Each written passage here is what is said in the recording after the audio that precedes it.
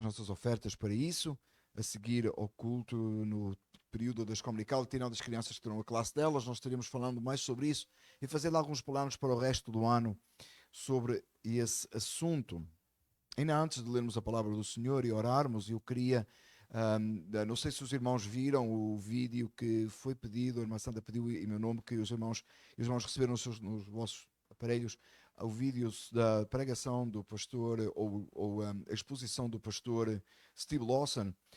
Estava em português, não sei se os irmãos perceberam isso, tinha traduzido, foi no Ministério Fiel, lá em Águas de Lindóia, é assim que se diz, né? Águas de Lindóia, lá no Brasil, há uns anos atrás, e ele falou e expôs a vida de George Whitefield. Eu achei muito importante e interessante, porque não vamos fazer isso aqui, vamos pregar, mas eu queria trazer alguns exemplos de George Whitefield. Então, se os irmãos tiveram a oportunidade de ver o vídeo, vai ajudar. Se não tiveram, de assistir a pregação, se não tiveram, os irmãos, por favor, vão lá de volta e assistam durante a semana, vai ajudar. Eu vou ler algumas coisas aqui sobre o grande despertamento de 1740. Amém? Não sei se o irmão Adilson já estava por cá. Não, brincadeira aí com o irmão Adilson. Amém? Eu gosto de brincar com ele. E ele leva de boa, ninguém fica preocupado, tá? Em um ano, o Whitefield viajou 8.000 quilómetros. Entende, irmãos? Não de carro, 1740. Em um ano, o Whitefield viajou 8.000 quilómetros pela América, pregando mais de 350 vezes enquanto atravessava o país de norte a sul. Estima-se que 25.000 pessoas se reuniram no Boston Common para ouvi-lo falar, de uma vez só, 25.000. Não sei como é que era o sistema de som da época e o live stream. Irmãos, não tinha nada disso, né? 25.000 pessoas. Outras 12.000 o ouviram em Filadélfia e 8.000 na cidade de Nova York. Em 15 meses, cerca de um quarto do país ouviu a mensagem do Evangelho. Tirando aqui, colocando aqui, é muito comum você ouvir entre os crentes tradicionais dos Estados Unidos dizerem que George Whitefield foi o pai dos Estados Unidos e não George Washington, dado a mensagem poderosa e o avivamento que Deus operou. Isto é na época de Jonathan Edwards, mais ou menos, que Deus operou um grande avivamento neste país. Deus trabalhou de uma forma extraordinária neste país, e estes são alguns números para nos fazer pensar. Amém? De pé, como é nosso costume, vamos ler a palavra do Senhor em Atos, capítulo 8, versículos 1 a 8. Atos, capítulo 8, versículos 1 a 8. O tema da nossa mensagem é avivamento com Filipe. Amém? Não vamos falar avivamento de George Whitefield, vamos falar de Filipe, vamos usar as escrituras. Amém? Avivamento com Filipe, Atos 8, versículos 1 ao versículo 8, e estaremos orando de seguida. Tá? Tem Bíblias aí no banco, na frente de você, em inglês, português, espanhol. Por favor, estejam à vontade, se vamos precisarem. Amém? Atos 8, versículos 1 a 8, diz assim: E Saulo estava ali, consentindo na morte de Estevão. Naquela ocasião desencadeou-se grande perseguição contra a igreja em Jerusalém. Todos, exceto os apóstolos, foram dispersos pelas regiões da Judeia e Samaria. Alguns homens piedosos sepultaram Estevão e fizeram por ele grande lamentação.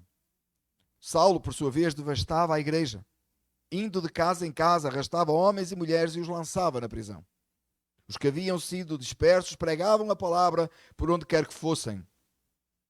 Indo Filipe para uma cidade de Samaria, ali lhes anunciava o Cristo. Quando a multidão ouviu Filipe e viu os sinais miraculosos que ele realizava, deu unânime atenção ao que ele dizia. Os espíritos imundos saíam de muitos, dando gritos, e muitos paralíticos e mancos foram curados. Assim, houve grande alegria naquela cidade. Oremos. Senhor Deus, Salvador nosso, Senhor dos céus e da terra, pedimos nesta hora ao Senhor que a misericórdia e a graça seja sobre nós e a palavra do Senhor seja ministrada conforme está escrita, para edificação, para correção, para ensino, para instrução e consolo. Oramos assim em nome de Jesus. Amém. Os irmãos podem ficar sentados, amém?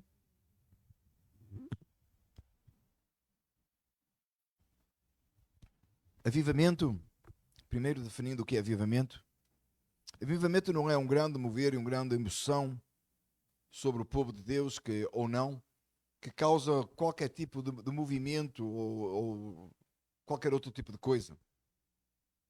Há uns anos atrás, os irmãos devem ter ouvido falar, e só vou falar isto como exemplo, do suposto avivamento de Toronto, poucas décadas atrás, que desceu lá do norte do continente americano, veio por aqui fora, passou por este país, chegou no Brasil e espalhou-se um pouco pela Europa.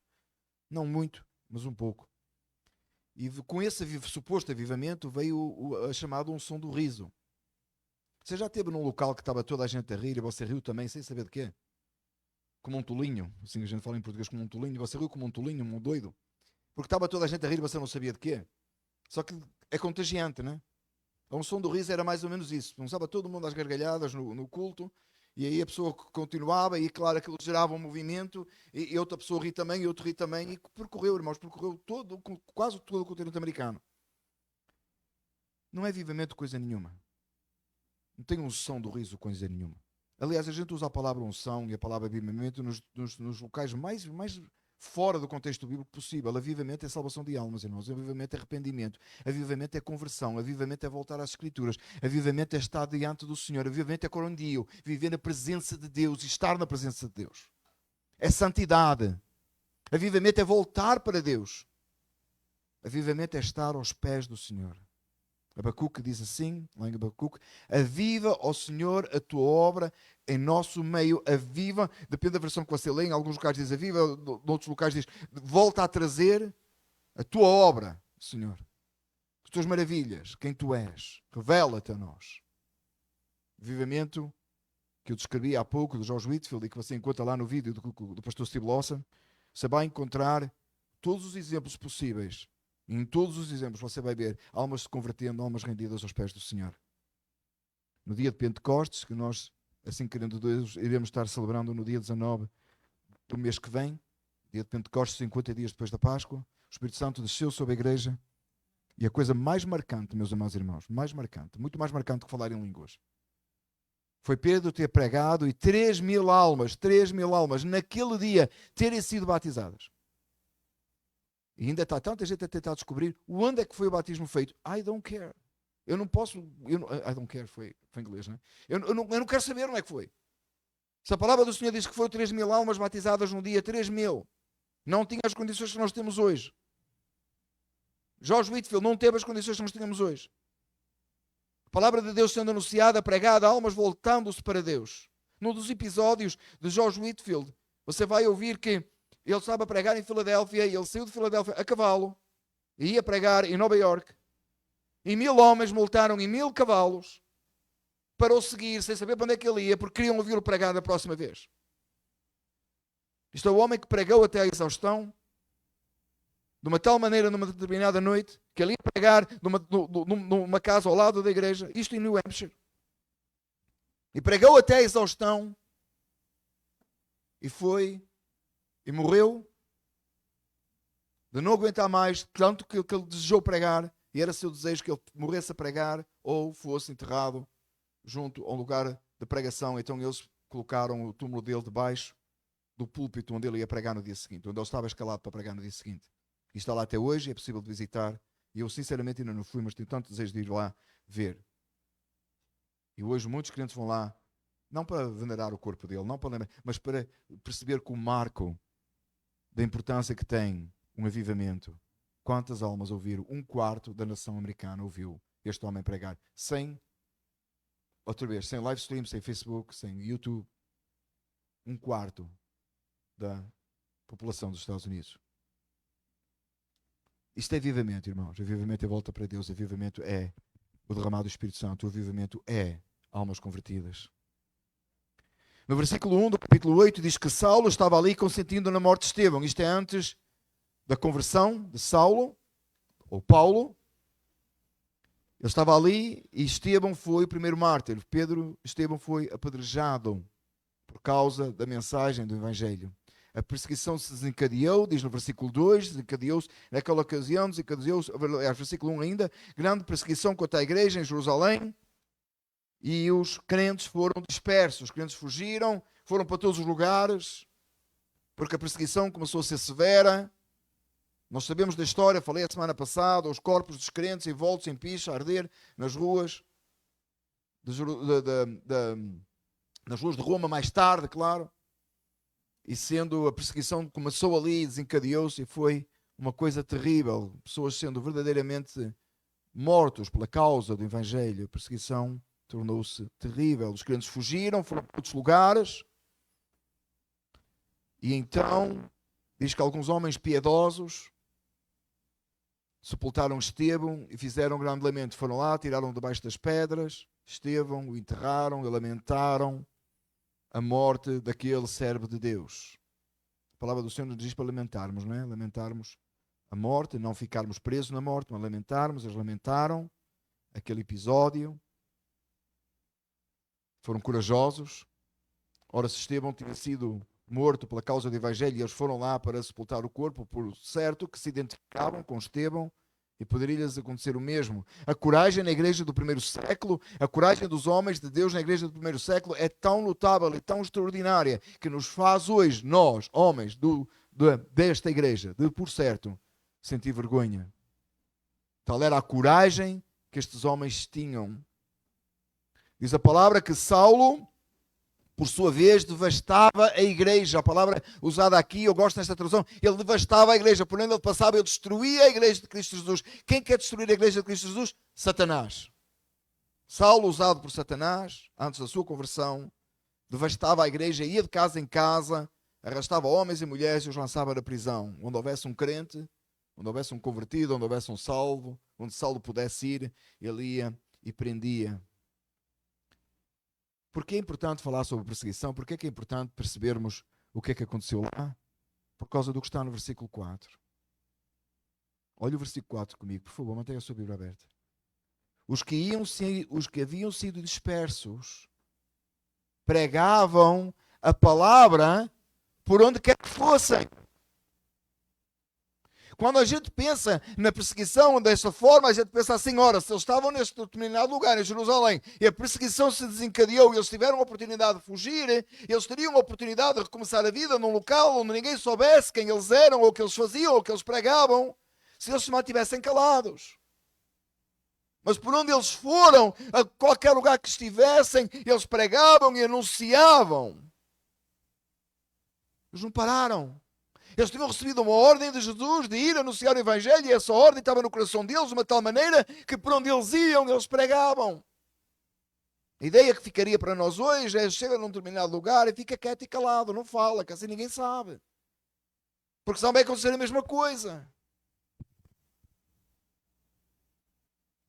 E diz que indo Filipe para uma cidade de Samaria, versículo 5, ali lhes anunciava o Cristo. Filipe foi para aquela cidade, uma cidade de Samaria. Nós percebemos já que o contexto já é complicado, porque os samaritanos não se comunicavam com os judeus, a igreja era em Jerusalém. Nós sabemos da história, se você já leu, espero que tenha lido várias vezes o livro de Atos, você sabe da grande dificuldade que havia entre os crentes de Jerusalém aceitarem quando os gentios e os samaritanos e os gentios, para eles classificavam diferente. Os samaritanos receberam a palavra, para eles era muito complicado como é que a salvação podia ser anunciada aos samaritanos e depois mais tarde aos gentios. Filipe vai para aquela cidade de Samaria, começa a anunciar a Cristo. O que é que ele esperava que acontecesse? A perseguição vai chegar aqui também, vai haver alguém que não vai gostar.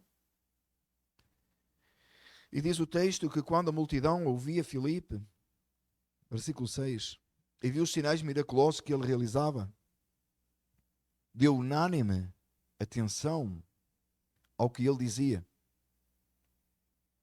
Agora o avivamento, a volta para as Escrituras, a volta para Deus, e quando eu digo a volta para as Escrituras, para a palavra de Deus do Antigo Testamento, a volta para o cumprimento das profecias de que Jesus era o Messias, o prometido.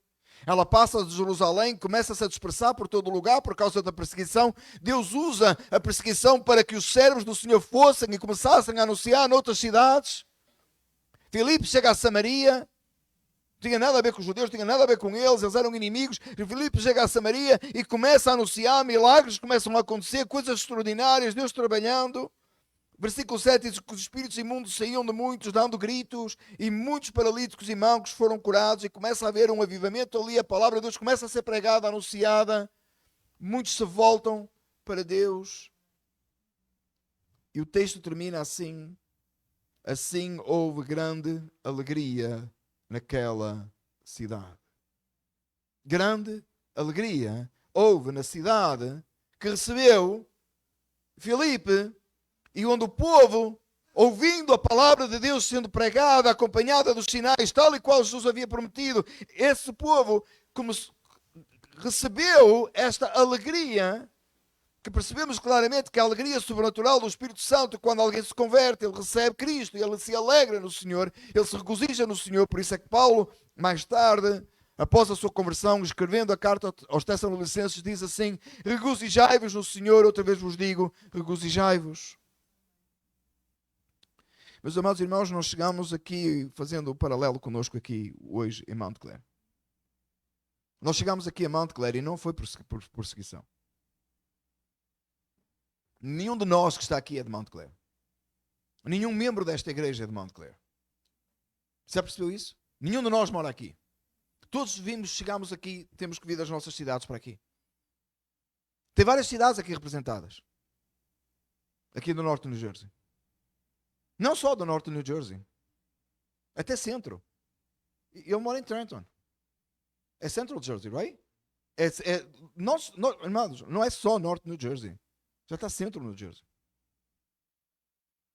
A irmã Isabela é Pensilvânia, é West Pennsylvania. É Central no New Jersey. Também. Eu pensei que não era. Mas é centro, right? Yeah. Mas também tem irmãos que viajam, que vêm para cá. Que chegam aqui. Nenhum de nós é daqui. Mas eu quero dizer, irmãos, nesta manhã, que se nós pregarmos a palavra do Senhor verdadeiramente nesta cidade, nós vamos trazer grande alegria para esta cidade. Nós vamos fazer a diferença nesta cidade. Nós precisamos de tomar consciência de como Deus nos plantou aqui nesta cidade e nos ofereceu, nos deu este local que nenhum de nós ganhou, que nenhum de nós pagou, que nem saiu do caixa da igreja. Eu tenho levado muito a sério, irmãos, o milagre que Deus operou neste lugar e a nossa responsabilidade para com o povo desta cidade. Filipe chegou naquele lugar, ele vinha perseguido, ele vinha fugido, juntamente com os outros todos foram perseguidos e fugidos. Filipe chega a Samaria, começa a anunciar, milagres começam a acontecer e vidas se transformam e vêm ao Evangelho e a alegria do Senhor encheu aquela cidade. A perseguição continuou, claro, você continua a ler e vê que não foi sempre bem, foi muitos problemas, muitas dificuldades, mas o avivamento acontece quando o povo de Deus fiel ao Senhor chega num determinado lugar e anuncia a palavra de Deus, é pela pregação do Evangelho. Esta é a nossa responsabilidade.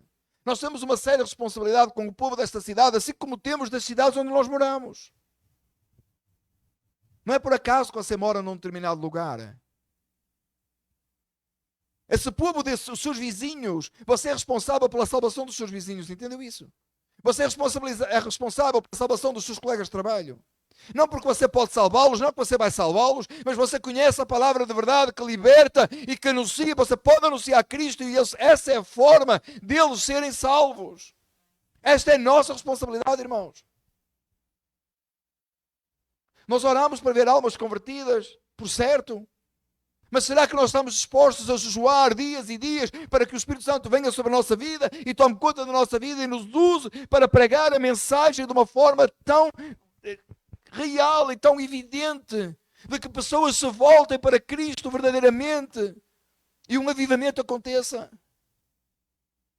Estamos dispostos a obedecer ao Senhor de uma tal maneira que a glória de Deus venha sobre a nossa vida e as pessoas à nossa volta verdadeiramente vejam Cristo em nós. Talvez você está a olhar para o texto e está a dizer, pois, mas havia sinais, maravilhas, havia milagres. Os espíritos imundos saíam de muitos, dando gritos, muitos paralíticos e mancos eram curados. Você diz, mas isso foi lá naquela época. O que aconteceu? Deus parou? Deus não pode fazer hoje? Deus não pode curar hoje? Deus não pode operar hoje? Deus não pode fazer sinais e maravilhas hoje? Será que Deus não pode fazer? Será que a promessa era só para aquele tempo?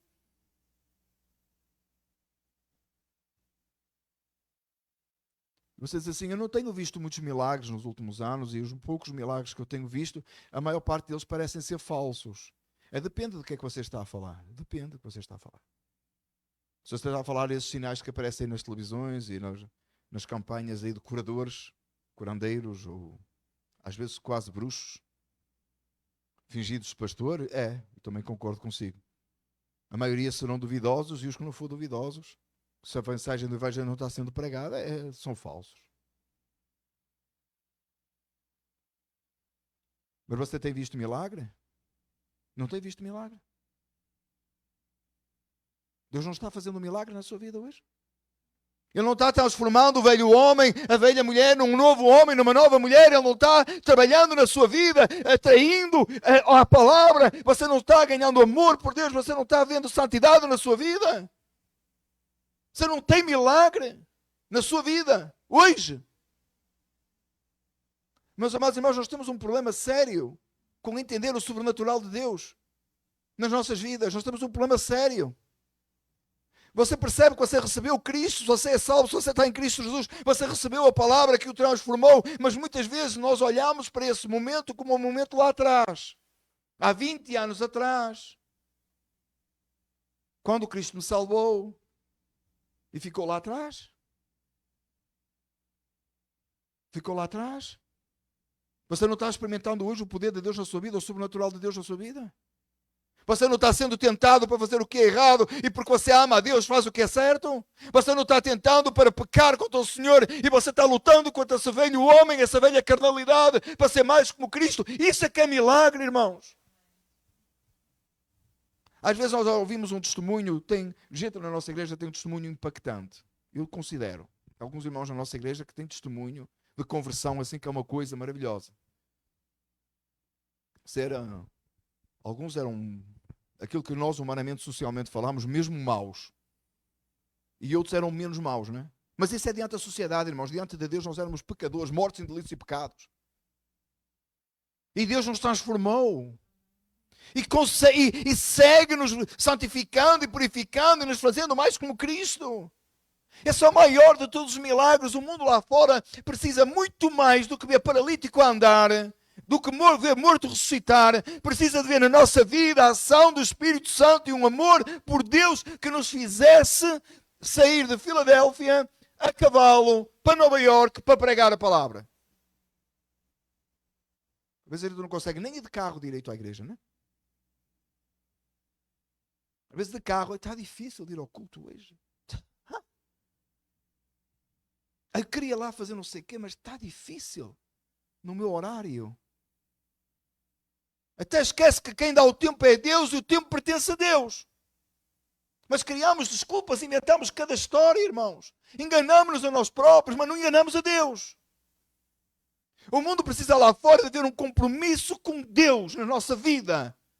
É esse o milagre que precisa acontecer. E só a ação do sobrenatural do Espírito Santo faz isso em nós.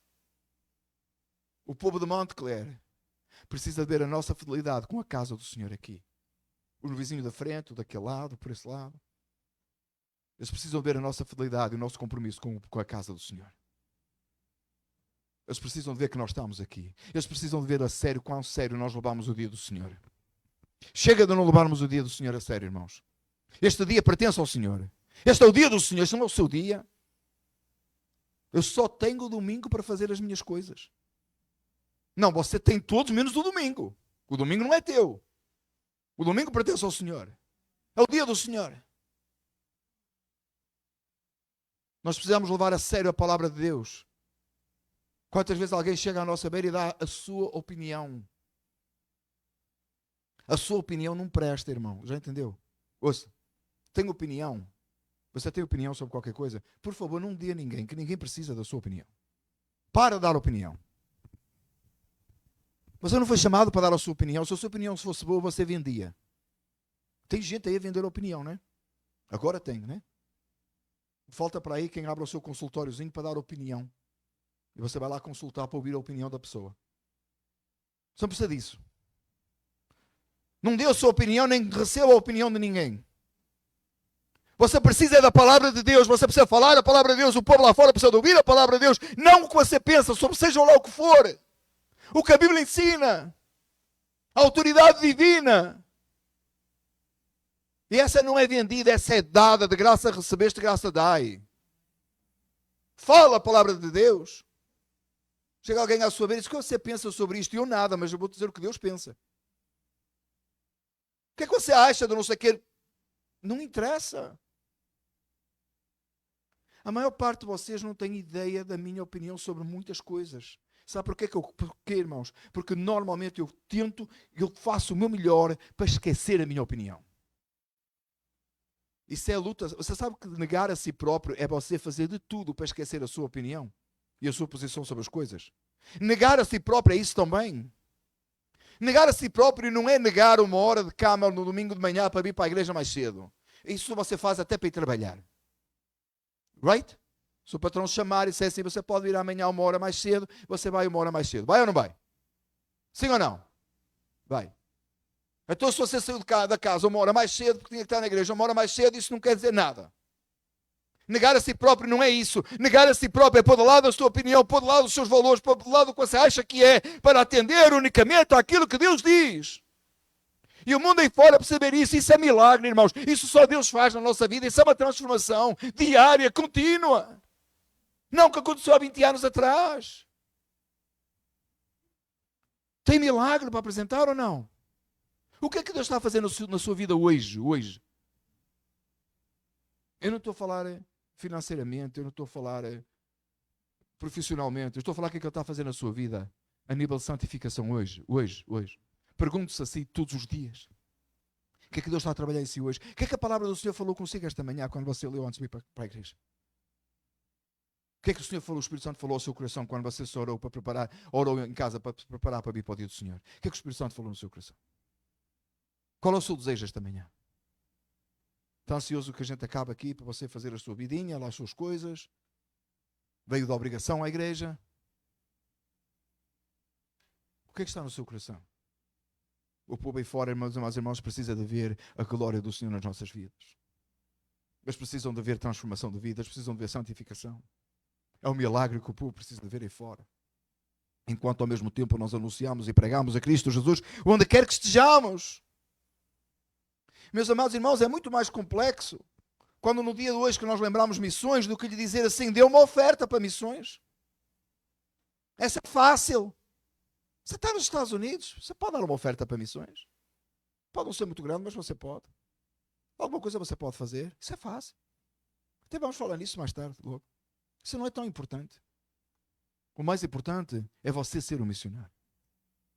É você viver diante de Deus com uma vida correta diante do Senhor e o povo à sua volta reconhecer que Cristo está verdadeiramente em si. Eles podem até te odiar, eles podem te perseguir, mas eles jamais poderão negar que Cristo está em si. Haverá os que virão a si e dirão assim: eu quero o que tu tens. E haverá aqueles que o irão odiar e rejeitar por causa do que você tem. Mas ninguém pode ignorar uma vida transformada.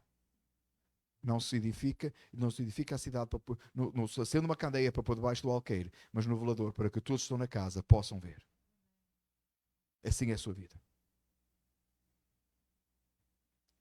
Atos 1, 6 a 8. Eu queria ler esse texto muito rápido, que os irmãos puderem voltar algumas páginas atrás. Atos 1, 6 a 8.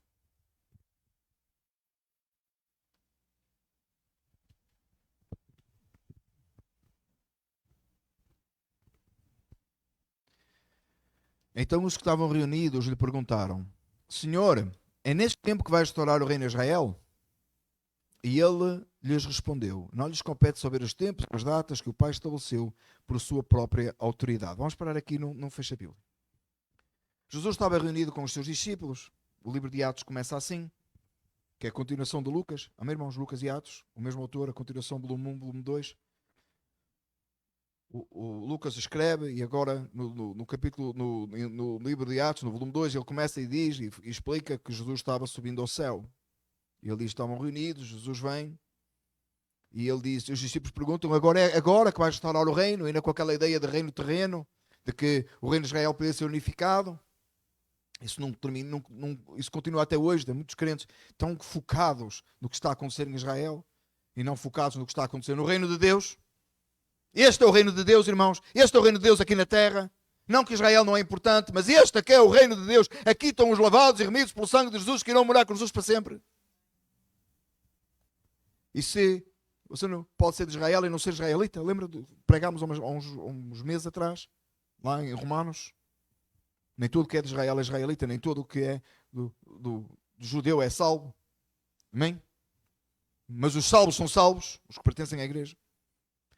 E os discípulos perguntam, é agora? E Jesus disse assim, por outras palavras, Jesus disse assim, não é da vossa conta. Preocupa-te com o que te interessa. Em inglês tem uma expressão que funciona bem, não é? Mind your own business. Jesus disse assim aos discípulos, se fosse em inglês, vou dizer isso no culto em inglês, vai funcionar muito melhor. Mind your own business. Em português de Portugal diz assim, mete o nariz na tua vida. Porquê que você não mete o nariz na sua vida?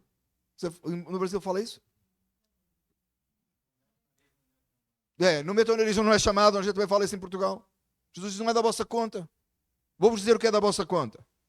Isto é da sua conta agora, o que eu vou ler aqui. Jesus falou para os discípulos e está a falar para nós esta manhã, entende? Que é a palavra de Deus que eu estou a falar, não sou eu, é a palavra de Deus.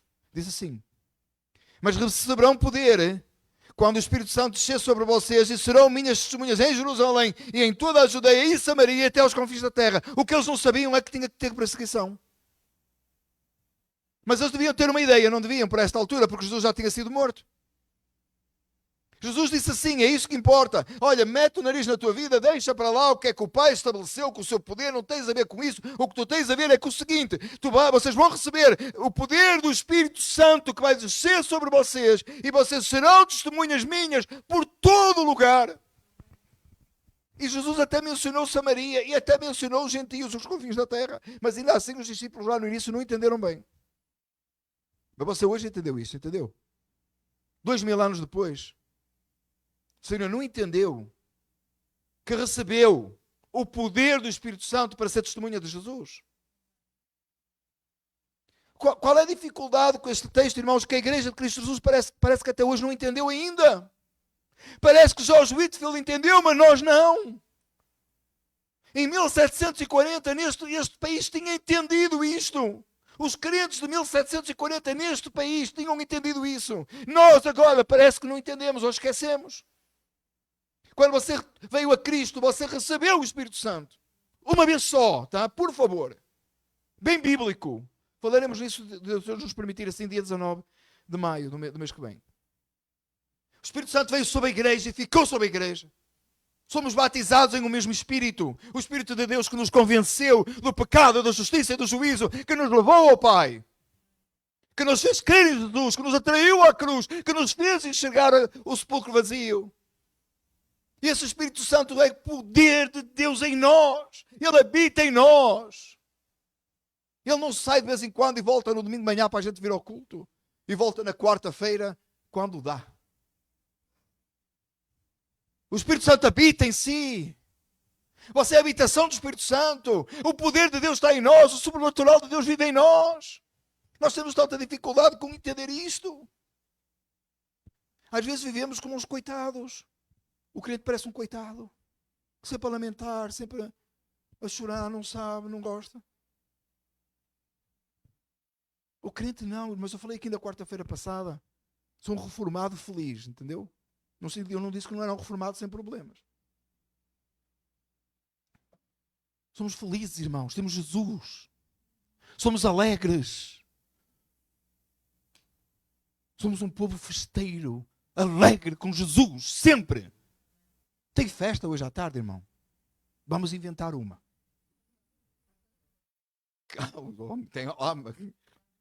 Vem o amém lá desde a Grã-Bretanha. Amém lá, é isso mesmo, irmãos. Sou povo alegre. Está alegre com Jesus. Tem o Espírito Santo em nós. Tem o poder de Deus. Você abre a boca, fala, o Espírito Santo fala através de si. Tem gente que tem que falar, eis que te digo antes, não é?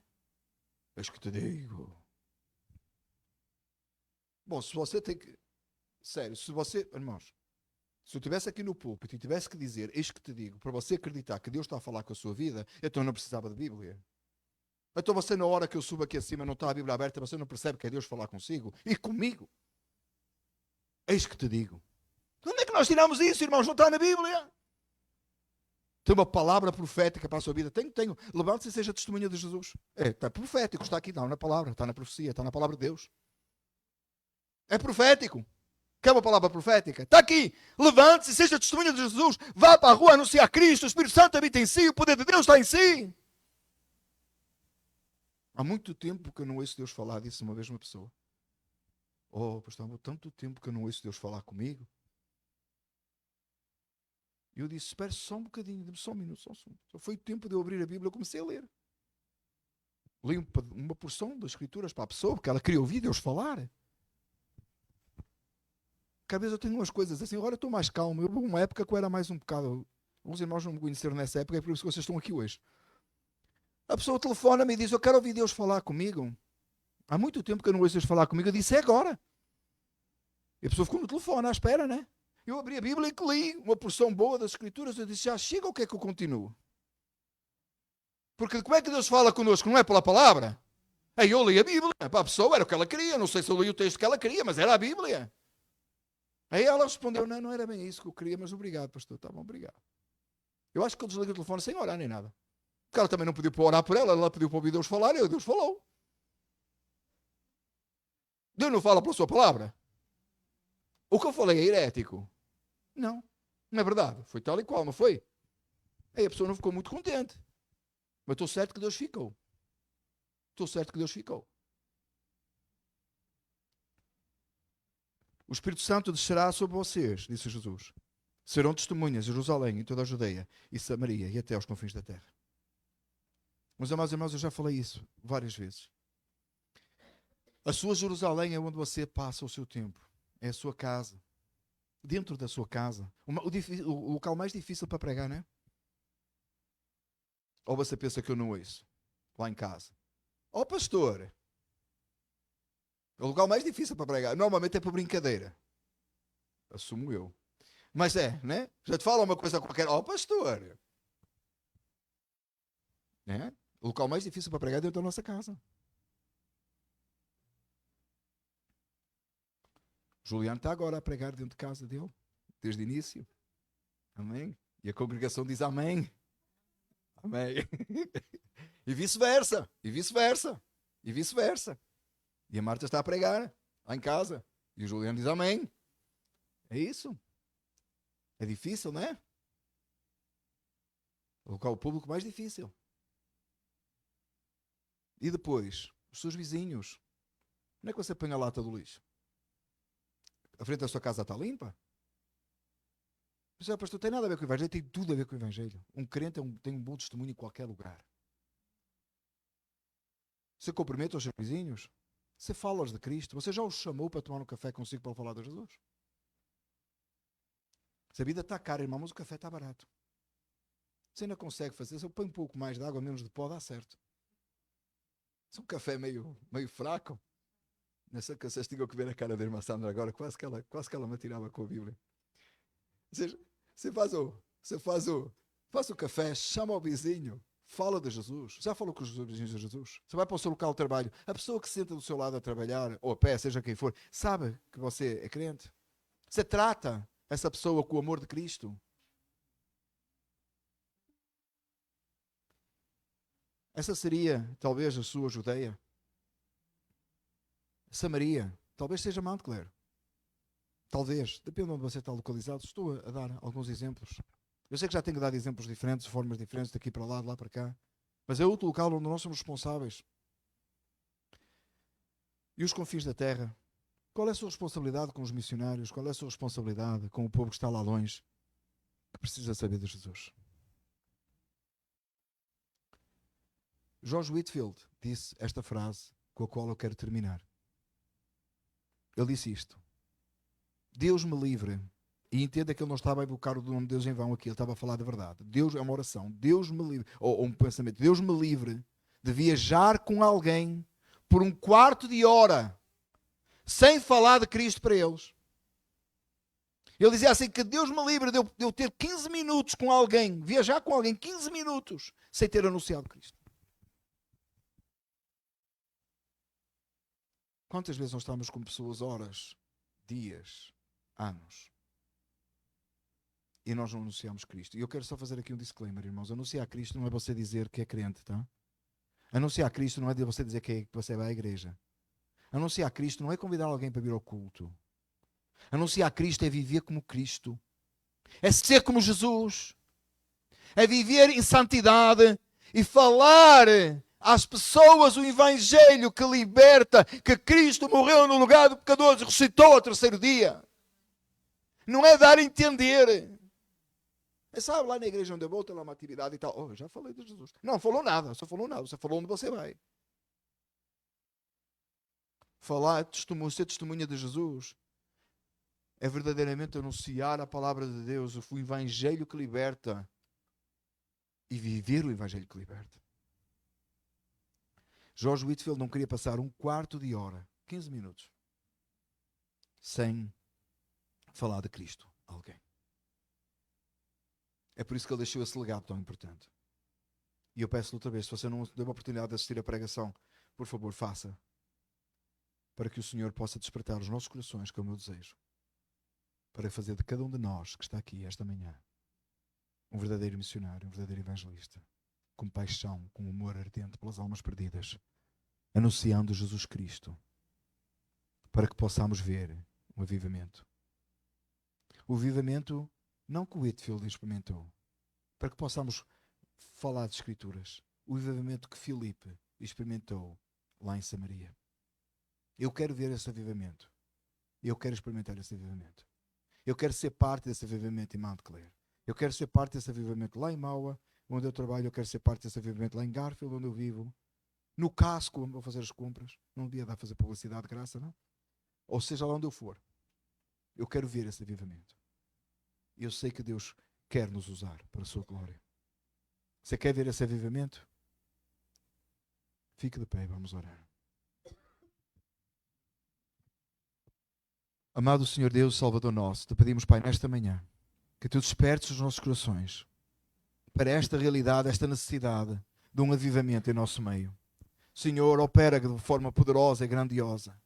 Senhor, ó Pai, livra-nos de passarmos 15 minutos com alguém sem falarmos a tua palavra. Livra-nos, ó Deus. E ajuda-nos, Senhor, a tomarmos a sério esta missão que tu nos tens dado. Que vamos e que anunciemos a Jesus Cristo. Ao Senhor e somente ao Senhor daremos glória, louvor, adoração e exaltação, pois somente o Senhor é Deus. Nós oramos em nome de Jesus.